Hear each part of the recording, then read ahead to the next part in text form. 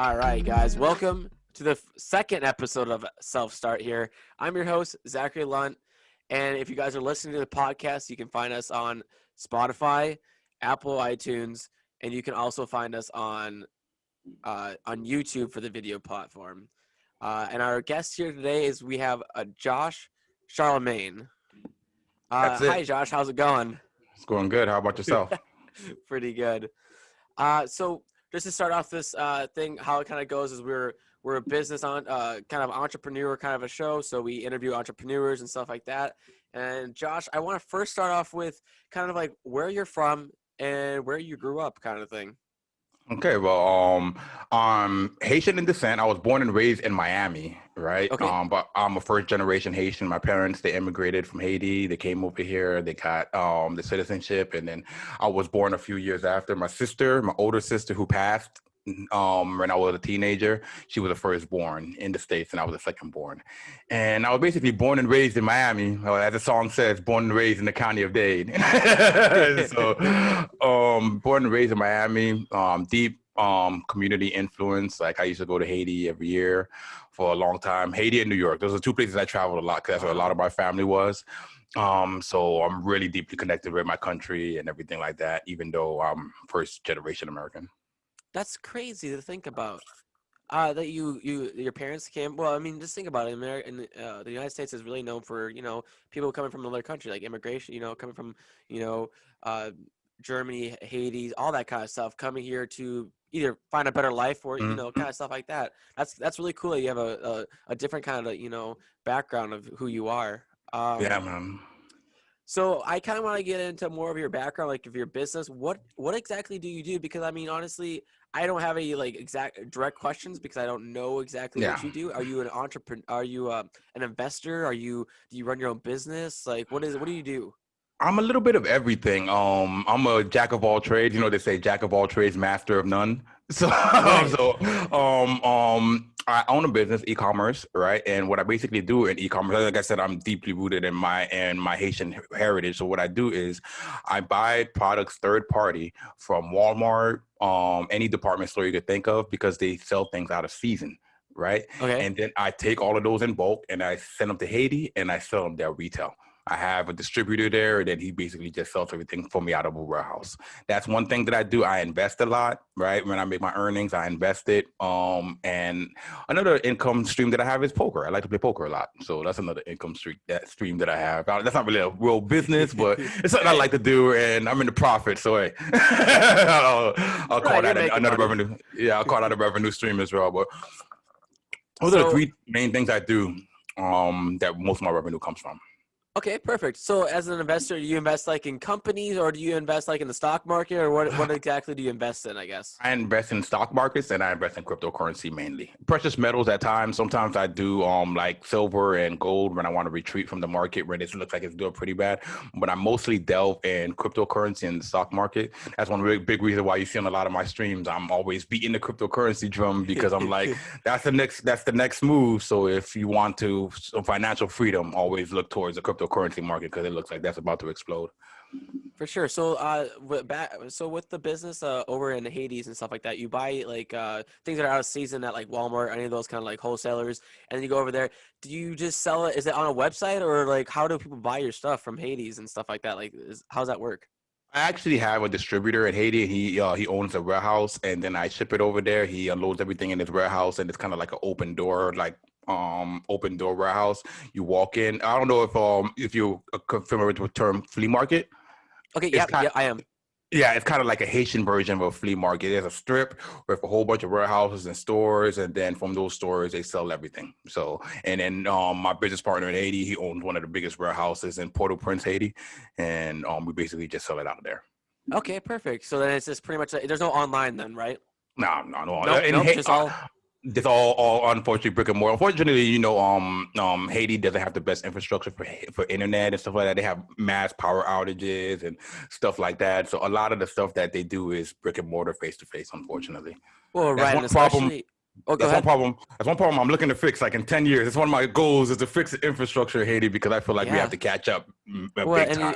And if you look at Haiti's like example, like when they had that hurricane that hit or the tsunami, whatever it was, like I don't know, was that 5 or 6 years ago or something like Yeah, that? I think it roughly. was Yeah. longer, but that was a crazy that really destroyed the Hmm. country, It really especially did. because you had people living in tents, and I'm not sure how they recovered if they even ever recovered. Yeah, That never did. yeah, Never and did. it's nuts how that country's kind of it's a beautiful place, but just weather's destroyed them, and they just don't have like you're saying, infrastructure is really hard for them. Yeah, exactly. And a lot of the stuff that I do is I kind of like aim towards that end because I'm first generation American, but I really love my country and I really want to see them grow and everything like that. So everything that I do is towards that end, towards one day going back to Haiti and putting all of my money back into Haiti and trying to fix that infrastructure one day. Right. So like kind of like a social entrepreneur is what they call them, I guess you could Yes. say, where they Yeah. people that buy their products or buy their products, they in return they'll bring back something to the community or Hmm. like and stuff like that. I actually taking a class in college right now actually about social entrepreneur and stuff like that. So sorry, Yeah. but Yeah. that's kind of 100% like what I'm about. That's 100% yeah. what I'm about. That's cool. That's cool that you're trying to you're trying to obviously make money a living and stuff like that, but also you're trying to bring back to the community that pretty much bring your family about and who you Hmm. are and stuff like that. That's really Exactly. cool. Um, so my next question here for you is so you've done all this business kind of stuff. What made you want to start the Lab Rats? Wow, that's a loaded question. It's, what made me wanted to start the Lab Rats is because I looked at the 2K community, right?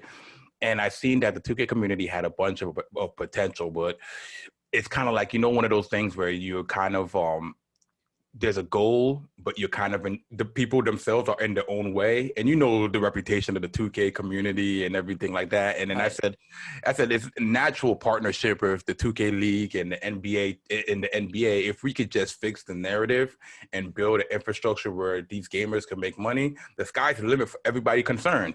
Right. But as long as we're in this atmosphere where everybody's keeping each other down because there's all this nitpicking and everything like that, the community can never really truly flourish. And I feel like in gaming, a lot of the success doesn't really deal with the competitiveness. It deals with relationships, like Fortnite, for instance, right? The reason Fortnite was successful, I believe, is because you were able to load up and play with your friends, and it was fun.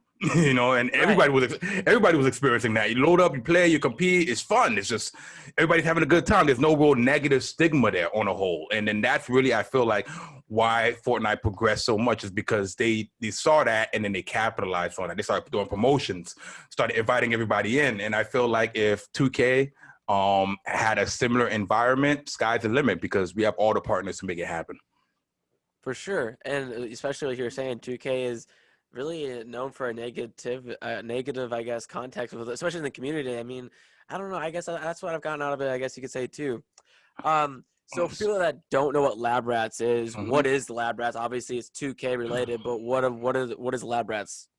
LabRats is an organization, but most of all, is a non-toxic community where a gamer can come and they can reach for the stars, reach for their goals in a non-toxic environment where they know that the community will support them. They have friends, peers, everybody's trying to align towards the same goal. And in that mind, they decide, you know what, we're going to leave the negativity outside and just focus on this one goal. And that's what the LabRats is in essence. It's a bunch of individuals who want to lab and they constantly labbing to find the best version of themselves. For sure. So with the Lab Rats and stuff like that, you want to make it non-toxic and stuff like that. Now you also you own the ADBA. I guess you could say essentially you own the ADBA. I think, right? That's I'm not correct. assuming that wrong. Correct. Okay, I just want to Yeah. make sure. So you own the ADBA. What made you want to buy it? Why did you become buying the ADBA? What was so special about them? Okay. When I was doing everything kind of evolved naturally. A lot of the things I didn't necessarily plan for, but I knew that some of them would come along the line. Excuse me, I'm sorry. And one thing that I wanted to get to is, like I said, I wanted the atmosphere to be an environment where everybody could make a certain amount of money. It could be non-toxic and everything like that. So eventually, naturally, have some type of tournament atmosphere where I could set the models for all of the gamers, right? And everything like that. And then the owner of ADBA approached me while I was doing all of the promoting and we were doing all of the stuff for NBA 2K. He approached me, he said he would like me to acquire and then help to manage it so it could grow, because his ultimate goal, he just wanted to see ADBA is like one of the top orgs. So I Yeah. said, hey, I'm on board with that. And that actually speeds up a lot of what I'm trying to do, because I don't have to grow it from the bottom. I could just take over ADBA and just rough out the edges a little bit, and then we could take off. Perfect. So what's your kind of overall plan with the ADBA? Obviously, you wanted to go bring back to the community, but what else is there more to the ADBA than just tourneys and stuff like that? Yeah, there's a lot to it. There's I'm starting with ADBA. I have a very long plan that I kind of I'm doing phase by phase by phase. First plan is we get to the top of the NBA 2K community. We have a voice. When we say something, it matters, right? Second step is putting out tournaments and leagues out there so that people can compete, right? Within our organization, within our space, right? And then from the third space on, I got some proprietary information I haven't really told anybody yet, but from the third step on, right? I'm basically building things in esports that's never been done in the esports space. I'm bringing a lot of different business models from different realms, like business, financial realms, and I'm putting them in esports to try to kind of jumpstart everything. There's a movie. I don't know if you've ever seen the movie Ready Player One. I've not watched it myself, but I have seen like the trailers and stuff. I know what the movie is though. Okay, so if you see it, the movie, right?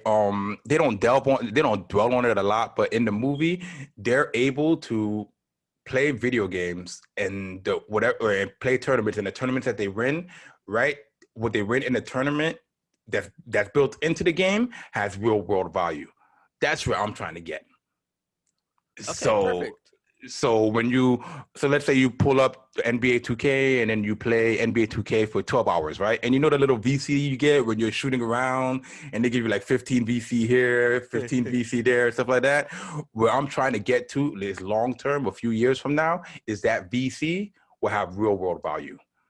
Right. Okay. So when you play a game, it's not just, oh, I'm just playing and then my time is lost. Now it's actually a career that extends further, way further than just playing video games for a living, but it's actually something that you can do and sustain your family, pay your bills. And that's where I'm trying to go. So why ADBA? Why this way? Because I'm knocking off steps to eventually get there, if that makes sense. Perfect. Yeah. So with like the ADBA and stuff like that, is there any like any plans like trying to, I don't know how I want to say it. You want to because I know like it's really hard to become a NBA what do we call it, like a 2K player, I guess, in the 2K Mm-hmm. league. It's really Mm-hmm. hard to become like one of those players. Is there like you hopes that maybe one day that you can bring players to that kind of level or what? Yes, definitely, and I want to eventually make a combine atmosphere out of ADBA. We'll have the formats where you can make money, but we'll also have the formats where you can grind. Oh yeah, we're trying to change the narrative, right? We're trying to change the narratives to where it's a 4 year grind. So from the moment the game comes out to the moment the game ends, it's a 4 year grind, and whatever you put into the atmosphere, that'll be the proof of your ranking among your peers, right? So 100% we want to go in that direction, and we're going to use ADBA to do that. Perfect. So with now that you kind of like talked about the ADBA, we've kind of gotten that little background about it. You want to do tournaments, stuff like that. Now let's kind of go into like the kind of like the stock market. I want to kind of get back into that kind of like stock market kind of stuff, Mm-hmm. and cryptocurrency. You know, you talk about how you want to invest in cryptocurrency and that you think that's it's the biggest big thing that you like to do and stuff like that. For people that don't know what cryptocurrency is, I guess you probably can go on a big squirrel about that because there's a lot of information about it. But I Yeah. guess just like a general information of what is a cryptocurrency, I guess. Because if it's somebody that's listening doesn't know what cryptocurrency is, I mean, I wouldn't if I didn't already knew about it. Okay, cryptocurrency is just digital money. That's literally all it is, and it's built on something called a blockchain, which digitally tracks all of your transactions. So each block is a chain, a long chain of transactions. And the cryptocurrency is a currency that you use to record those transactions. So that's basically all cryptocurrency is. And I don't know if a lot of people know, but back when the internet came, it revolutionized everything. You see where we are now with phones, cell phones, everything like that. Because of the internet, money still moves slow. Money still moves in the 1980s, 1960s, because they never really updated those kind of systems, right? Digital assets allows them to do that. That allows them to sort of bring money into the digital age. And that's one reason why I always say, like, that's the next move, because a lot of people, they missed out on the financial boom of the internet boom, when Microsoft, Amazon, all those companies are popping up, and then everybody was investing in all the internet companies, and then people, it was making people millionaires overnight. A lot of people missed out on that boom, and I feel like this is the next one, or maybe the last one in a long time. So that's one big reason why I pound the drum on it so much. So in cryptocurrency, you like it a lot, and for you say you're talking about this boom. Is there like a certain time you think it's gonna happen, or is it just gonna be like the next? You think 5 years, or what's your thoughts on that? Like, what do you think is the next boom gonna be? Well, as I always say, I'm no financial expert. I feel like I know as much as the next guy, but I feel like it's extremely soon. I feel like if you start to get into the market now, you should be good in 5 years. As you've probably seen the past year, all of the major financial firms have been getting on PayPal, um, Coinbase, MasterCard, Visa. All of them have been making partnerships with these cryptocurrency companies, these blockchain companies, aligning themselves. For what reason? They know better than we do, but I always say follow the smart money. You know what I'm saying? So Right. if they're getting into digital assets, then I feel like it wouldn't be a bad bet to get into it as well. Right, and especially with like smart companies like Google and stuff like that. Like a lot of things that they do, it seems insane what they will buy. Like you ever see like Google's bought what was it? There was a company they bought. It was about genetics. It was like Mm-hmm. some reproduction of genetics where they like what they would do is they build certain seeds of genetics Uh-huh. and like in your body, but they would own it. Like it was weird. Yeah, Hey it was man, the nuts. future, man. Hey, I always say, like, hey, these multi billionaires are like leagues ahead of us. Like the stuff they're thinking about is like not even close to what we're thinking about. It always makes me chuckle when I think about Elon Musk trying to asteroid mine. Right, he's Yeah. asteroid mining. I'm like, look what he's thinking about, like mining gold on asteroids, and then I'm over here trying to figure out ADVA, man. We need to get over there real quick.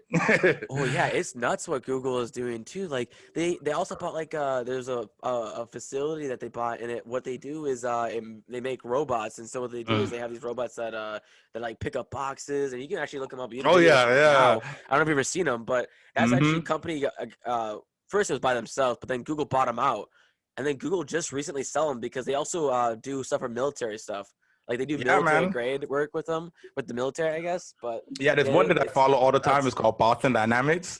Yeah, Um, that's yeah. I think that's it. That's they sold it. I think Google did. I think they sold it to somebody. I thought, but maybe I'm wrong. man, like I always watch those videos, and I'm like, man, like 25 years from now, we're gonna be in a movie with Well, the like robots walking around and all that kind of stuff. it reminds me of a. I don't know if you ever played the game on PS4, but it's called oh man I just forgot it now. That's cool. Oh, Detroit Become Oh, Human. Detroit. Oh, yeah, yeah, yeah, yeah. Best Mm-hmm. game by far. If I was to ever rate a game, PS4 game, that is the Mm-hmm. best game by far. There's so many like different avenues of like how it can end and how it ends. Obviously, Yeah, and all those. It's such a fun game, I obviously, love that but. game. Yeah, Classic, yeah, classic. great game.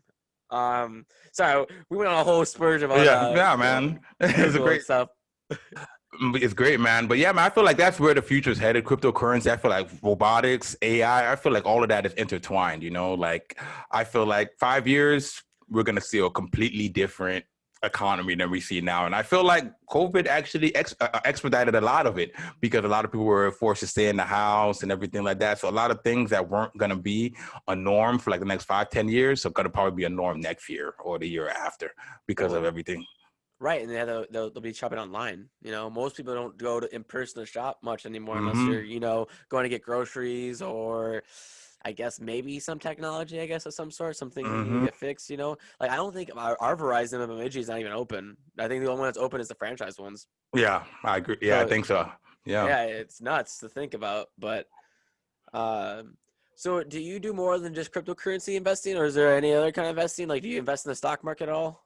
I invest in the stock market, but I've over the past year moved over a bulk of my investing over to cryptocurrency because I foresee the stock market crashing soon because of everything they've been doing this year. They've been printing a lot of money, devaluing the dollar. So just to be on the safe side, I just started liquidating everything on the stock side and moving over to the cryptocurrency side because that's supposed to be the safe haven for when the market crashes.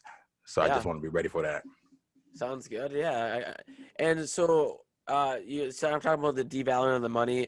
You think that the stock market is going to crash possibly because of that? And even with then, like you can think about like they're trying to do a second bill, a stimulus bill. This in Hmm. talks, I guess you could say. We'll see if it actually happens. But they're talking about the stimulus bill right there.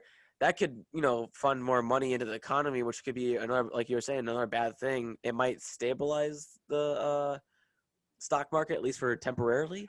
You could Yeah, say. temporarily, it will, and that's the intent. Is they're trying to keep the market up. You know, what I'm saying a lot of experts say that the market usually decides the presidency. So they want to keep the market up at the very least. But once they stop printing that money, at some point they're gonna have to deal with all of that debt that they created, and that's when the market is gonna collapse because, like I say, the stock market is just a symptom of the economy. So Right. if so, once the economy starts to do bad because that debt is catching up, the stock market is gonna catch up. Yeah, and that's not a good thing because if that stock market crashes, you're gonna be. I don't know how bad it will be, but it could be like a depression. The Great Depression. That was bad, but could it be as bad as that? Who knows? Yeah, who knows? A lot of experts predict it, so we're gonna see. A lot of experts say it's probably gonna be worse than 2008 crash because Yeah. all of this money it's like nobody's really seen the crash. So like when it actually does crash, it's like it's gonna be all of this built up, this year built up, all crashing at once. Right, and we only saw like a little crash, and it wasn't like super big because like it could Yeah, have been like $0, but because they put this money out, exactly. it's nuts. And in essence, if it actually works out, it actually digital assets might fix the problem because if the market starts to crash and then everybody runs to digital assets, the wealth that be created in that time. Because in 2017, when we seen it go from when it went to all time highs and it went to like Bitcoin was in the 20K, XRP was like 392, and then all of these coins are hitting the all time high. People becoming millionaires overnight almost. You know what I'm saying? So it's like they're printing all of this money and then when they have to deal with that, a lot of people run to cryptocurrencies and then they could ride it up while the stock market goes down and then it kind of balance it out. You know what I'm saying? Yeah, for sure. And you start talking about like the coins, like different kind of like I guess you could say cryptocurrency. So what is R was it R RXP? Is that what you said? XRP. XRP. There you go. XRP and like all these other kind of coins. It's like give them like a. I guess you could say what are they? What is these individual coins? I guess. Yeah, each individual coin has their own way a use case. Each of them have their own thing that they do. Like XRP is more for international transfer, like large amounts. But they're trying to change the use case a little bit, allowing it to do peer to peer. So I can send you money, you can send me money, right? Right. Other coins like XLM is straight peer to peer, me to you, right? Bitcoin was made just peer to peer, me to you. That's how Bitcoin initially started because Bitcoin's popped up around 2008 after the last financial crash out of nowhere. Nobody knows where, you know what I'm saying? It just popped up out of nowhere. And then this one guy who they said made it, nobody knows who he is. It's this weird thing, man. It's the weirdest thing ever. Weird. but it popped up out of nowhere. And one of the big reasons why it got so much it's around now and it gained so much value is because not everybody has a bank account because in third world countries it's not a bank on every single corner, but everybody has a cell phone, right? And so in third world countries they would use Bitcoin to transact their lives, send each other money.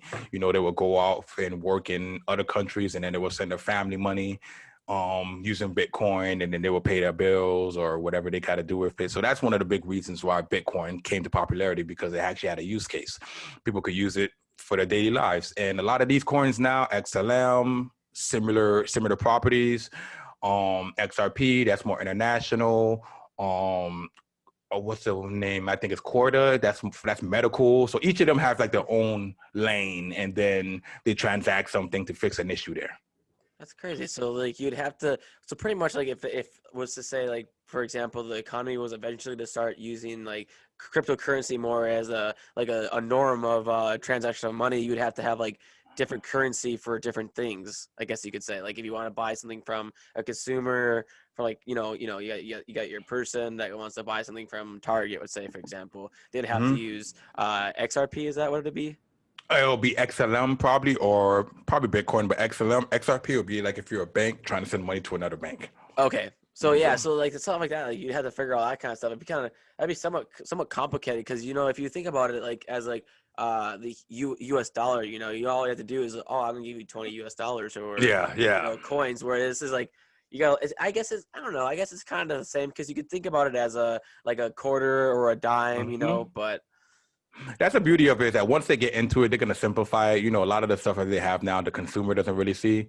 So at one point, they probably roll it out like something like, "Oh, now you could use this digital currency called XLM, and you'll never know that you're in the process of transferring currencies before it gets to you. You don't even know. You're just like, oh, excellent. Let me send it to my friend, and then you done change like 5 different currencies. Like you'll never know that you did it. So all the back working stuff. So yeah, man, it's they're gonna make it easier for the consumer. Like you should have seen what it was like 3-4 years ago. It was like you had to have a engineering degree almost to get into the crypto market. it's Like, but crazy. now it's like you literally just pull up Coinbase and just buy the coin. Like it was such a mission just a few years ago. So I anticipate that they're gonna make it really easy for the consumer.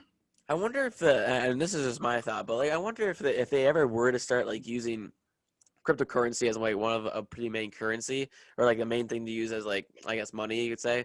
Mm-hmm. I wonder if the first thing they'd ever like try it out on or actually use it for is like in the transaction of like Canadian dollars to US dollars, like those kind of transfers. I wonder if they were to ever like start doing it.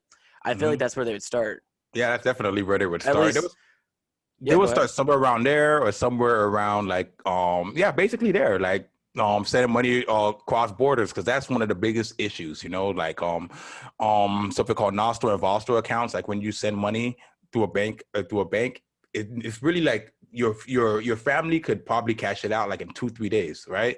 But it's in the other country, but it's really not clear for like another week or two, because they have to transfer currencies, you know what I'm saying? So that's one big issue that they're tackling. So yeah, 100%. Like that's one of the first things that they're tackling is sending it from one country to another and transferring those currencies.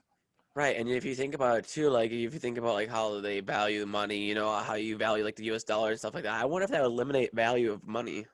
Like It, it'll change it. It'll make it like they actually depict it in a lot of movies. It's actually funny. They depict it in a lot of movies. RoboCop, Ready Player One. They depict it, and then they'll go to like a McDonald's, and then they'll buy something for a 0.008 of a coin.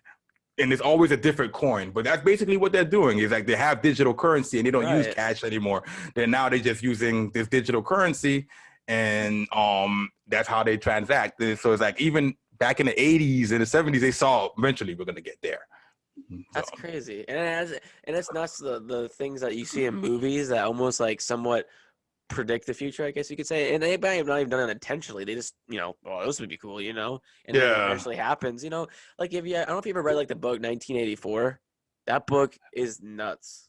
I know the book. I haven't read it. I've heard of people talk about it, but I haven't read Yeah, it. I read it in high school because we were required to read it in high school, and like Mm-hmm. the book is crazy. The things that like it thought about, like this book came out before. I think it came out before 1984, if I remember right. I can't remember when the book came out, but it was Mm-hmm. predicting like cameras and like TVs and stuff like that before TVs and stuff even exist. Wow, Unless like man. he knew it beforehand about it, but like he was like he didn't call it TV, but like he was describing it as like a TV, a screen that could and your cell phone with cameras that can see and watch what you do daily. It's I nuts. wonder sometimes. I wonder sometimes. Like, is like, do time travelers exist? Okay. Honestly, you're not wrong. Like that. Because like they're so far into the future. It's like if they would have came back here, we wouldn't know, right? Right? Right. Like It's so. it's nuts the world we live in that like all it takes is snap like that and all of a sudden it comes to life and you're like, dude, I read this in a book like Mm-hmm. 40 years ago. Like, there's no way. I thought it would never happen.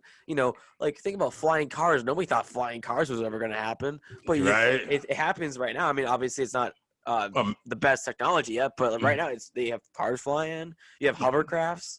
coming soon, man. Like, and right now, and I feel like digital currency is like the center of all of that. Like a lot of those things, once you're able to digitally transact, a lot of things are going to happen faster. AI is going to happen faster. Robotics is going to happen faster. And I feel like if they put that into, I don't know, into production, like in the next year, which it looks like they will, the next 5 years, we're going to see things happen like like things gonna happen like a blur because now they have the finances to do it and they just digitally just send each other billions of dollars literally within seconds. You know what I'm saying? So And it's nuts. Like, you also could think about like an economy concept. Like, I wonder how that affects the economy. Like how you have a job. Like, unless you're like really like an investor, or, like somebody that has a business and stuff like that, or like mhm. people like that. I mean, you almost have to be like somebody that knows like technology, really. They say they did a documentary and I think it was on HBO not long ago called The Future of Work. They say like in 5 years, 70% of the jobs are not gonna be here. Right. I They mean, say look. like they say Go ahead. majority of people are going to be living on a UBI, universal basic income, where they get like basically like an unemployment check every single week for the rest of time, and they can use it for whatever they want. And they say like when we get to the point when the technology is like that, that's going to be the trade-off, is that the technology is going to be booming, but unfortunately a lot of these jobs are going to be replaced by AI and robotics. Man, it reminds me so much of Detroit too. Oh my gosh, like that game, like if everything Mm-hmm. becomes true, like Detroit. If you guys never played the game, watch a video on it or something like that, or play the game. Actually, play it. It's fun and it's cool. But like the thing that they say and like showing that game, like a maid in your house, and if you when you play the game, like the people that she works for are pretty poor. Like I'm pretty sure they spent all their money on this robot to clean their house, do all the that kind of stuff. I that's nuts. Now I'm gonna go play the game. Now I have to load it up. Yeah, it's No. such a fun game. But uh, yeah, uh, I guess I don't really have too many more questions. Another thing is like for entrepreneur people that want to start their own business or are interested in like doing the stock market kind of stuff or cryptocurrency. What would you have to say to them for somebody that's never done this kind of stuff? Do you just say like, hey, risk it for the biscuit? I don't, I would. That's probably what I would say. I would say push it to the limit. That would be my advice. Push it to the limit because I often ask people. Like people say, like they say, like in anything I do, I'm crazy aggressive, and I'm like, yeah, I'm kind of like that because I often ask myself, what's it all for? Do I want to fall middle tier or am I doing it to be the best that I could be? And be the best that I could be, I constantly have to push, push, push, push, no half measure. So if I could give any advice to any entrepreneurs, the best advice that I could do is make the decision and push it to the limit. Don't care what anybody says. Don't care what anybody thinks. Push it to the limit for yourself. And even if you fall short, you're gonna be happy with your results because the people that go half measure and then the people that push it to the limit, even if you fall short, you're gonna be way ahead of them. You know what I'm saying? So right. push it to the limit all the time. Never stop. And you're always gonna have those people that are gonna doubt you. Like I'm Always, sure always. with what stuff you did. Like I'm sure when you started the whole business trying to do it, in Hades, I'm sure people thought you're crazy. There is every single thing I did, nobody believed I could do. Every single thing. From the business in Haiti to lab rats, like all I meant is that I'm numb to it now. But for me, it's kind of like it's motivation. You know what I'm saying? Because one of my favorite songs is The Hives. I hate to say I told you so.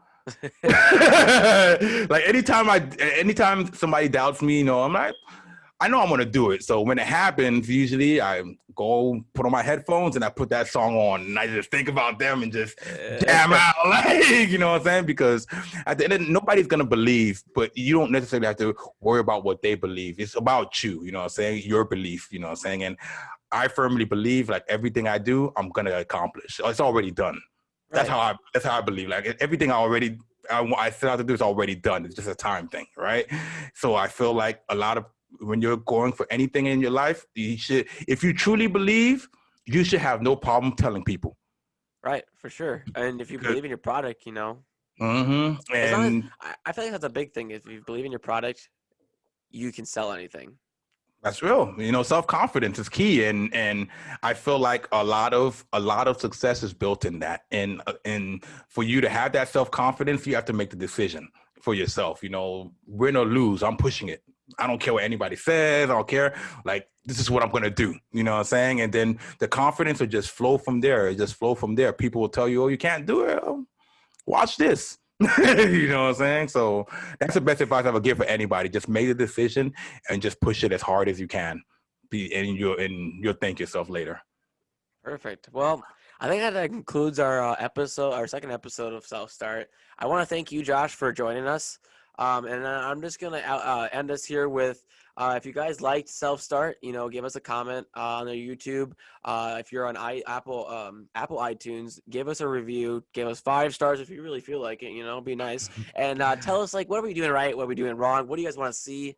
And then on Spotify, obviously follow our channel and keep update. We post every other Wednesday, so we will always have content coming out and new entrepreneurs and new people and new brains and interesting people. uh, Well, thanks for having me. I really appreciate it, and I look forward to the next one.